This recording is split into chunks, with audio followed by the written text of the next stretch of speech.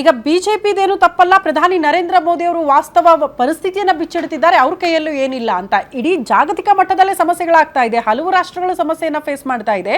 ಹಿಂಗಿರುವಾಗ ದೇಶದ ಜನ ಜೊತೆ ಆಗಬೇಕು ಅಂತ ಇದು ಬಿಜೆಪಿ ನಿರ್ಧಾರಗಳಲ್ಲ ಅನ್ನೋ ರೀತಿಯಲ್ಲಿ ಏನು ಹೇಳ್ತೀರಿ ಮೇಡಮ್? ಹೊಟ್ಟೆಗೆ ಇಟ್ಟಿಲ್ಲ, ಜುಟ್ಟಿಗೆ ಮಲ್ಲಿಗೆ ಹೂವು ಅನ್ನೋ ಥರ ಪ್ರಧಾನಿಗಳ ನಡೆ. ಹೇಗೆ ಅಂತಂದರೆ, ನಮಗೆಲ್ಲ ಒಂದು ಕತೆ ಹೇಳೋದು, ಅವ್ರು ನಡ್ಕೊಳ್ಳೋದು ಇನ್ನೊಂದು. ಹೆಂಗೆ? ಈಗ 5 ರಾಷ್ಟ್ರಗಳ ಪ್ರವಾಸ ಹೋಗಿದ್ದಾರೆ. 8,000 ಕೋಟಿ ರೂಪಾಯಿಗಳ ನಮ್ಮ ತೆರಿಗೆದಾರರಿಂದ ಪಡ್ಕೊಂಡಿರುವಂಥ ವಿಮಾನ, ಅದರ ರಕ್ಷಣೆಗಾಗಿ 10 ಜೆಟ್ಗಳು ಅವ್ರ ಜೊತೆ ಹಿಂದೆ ಮುಂಬಾಲಕರು ಹಿಂಬಾಲಕರಾಗಿ ಹೋಗುವಂಥದ್ದು. ಇಲ್ಲಿ ನಮಗೆ ಎಲ್ಲ ಬೆಲೆಗಳು ಏರಿಳಿತ ಆಗ್ಬಿಡ್ತವೆ, ಬಡತನ ಬಂದ್ಬಿಡ್ತವೆ ಅಂತ ಹೇಳಿ ತಾವೇನು ಮಾಡ್ತಿದ್ದೀರಾ ಸ್ವಾಮಿ? ತಾವೇನು ಮಾಡ್ತಿದ್ದೀರಿ?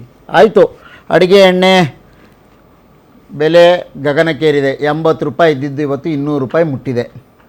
ಇನ್ನು ಗ್ಯಾಸ್ ಬೆಲೆ 1,600 ಇದ್ದಿದ್ದು 3,000 ಚಿಲ್ಲರೆ ಆಗಿದೆ.